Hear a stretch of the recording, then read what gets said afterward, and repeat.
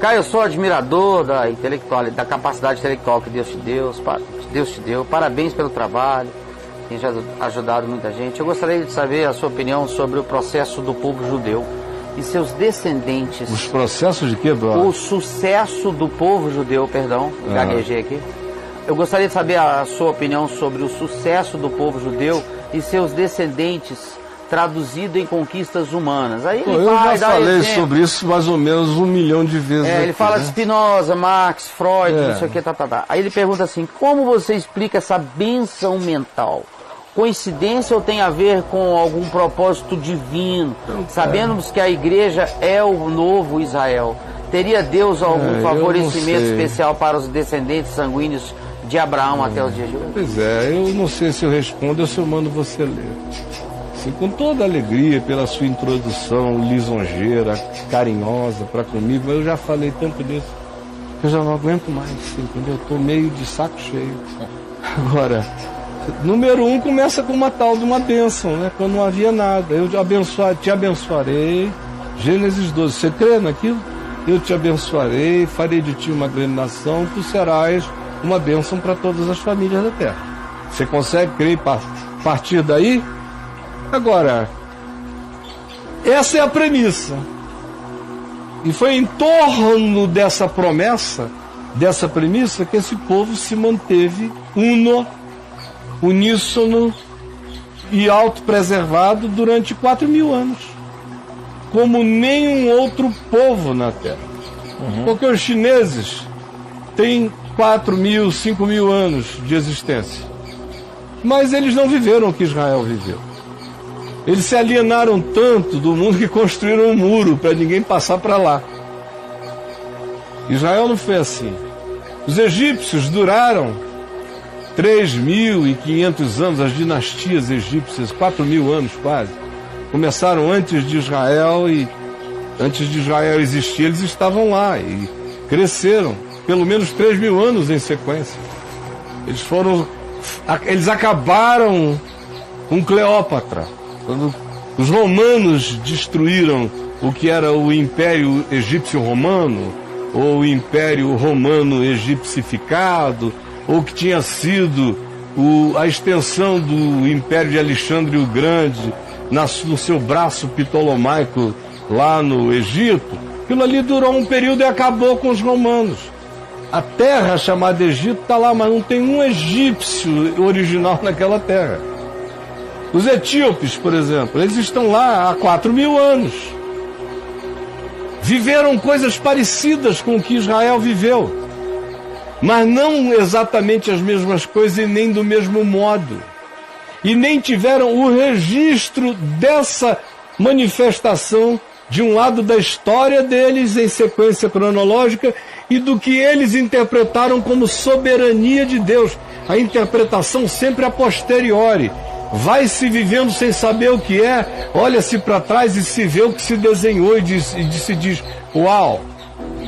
Por quê? Porque eles todos se reuniram em torno daquela promessa. Anos após anos, séculos e milênios. Depois, por outro lado, nenhum outro povo sobreviveu a tantos exílios. Quando um povo, um grupo não se extingue no exílio, ele se fortalece. Eles foram exilados no Egito. 430 anos, quase um Brasil de história no Egito. Aprendendo com a melhor cultura no Vale do Silício dos egípcios. Nas startups egipcianas. Estavam ajudaram a fazer pirâmides, aprenderam cálculos, a geometria mais sofisticada, estudavam tudo que os deuses egípcios diziam, que os magos ensinavam. Eles se aculturaram em todos os lugares. Depois saíram com Moisés, tomaram a terra de Canaã e também conviveram com povos com culturas diferentes.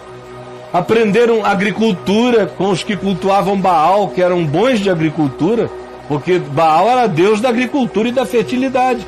Então toda a dedicação daquela cultura era para entender a engenharia genética da produção daquilo tudo. Os judeus, engoliram e ficaram. Depois exílio entre os babilônios, aprenderam tudo com os babilônios, porque Nabucodonosor os botou para serem treinados, para fazerem absorção de cultura, inteligência e ciência Babilônia.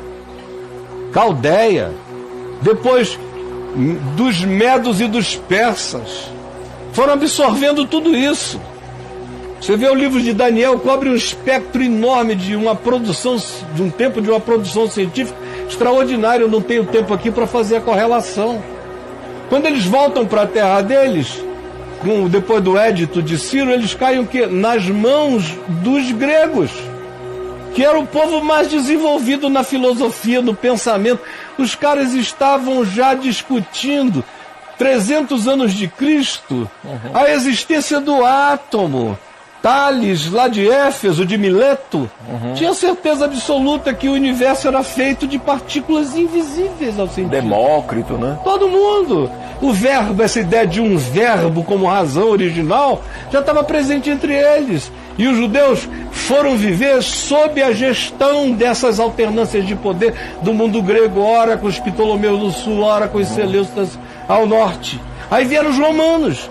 Os maiores militares, os maiores construtores, os maiores engenheiros, os mais pragmáticos da história até então. Jurisconsultos. Era o pessoal que fazia tudo móvel. Tudo deles era móvel, era transportável. E os judeus aprenderam tudo aquilo. Aprenderam arquitetura. Durante o período romano, os judeus ergueram alguns dos monumentos mais celebrados da terra, como o templo em Jerusalém, que depois de derrubado, gerou dinheiro suficiente para que os romanos construíssem todo o Coliseu. Cesareia Marítima, que era considerada uma das maravilhas, foi um dos maiores portos da antiguidade. Aprenderam desse monte de coisas e evoluíram em todas essas áreas. Aí foram levados cativos para uma dispersão que durou quase 2000 anos, meu amigo. Entre todos os povos da terra, aprendendo filosofia, aprendendo ciência, aprendendo artes, aprendendo matemáticas e a evolução de tudo que evoluiu no planeta. Eles estavam lá.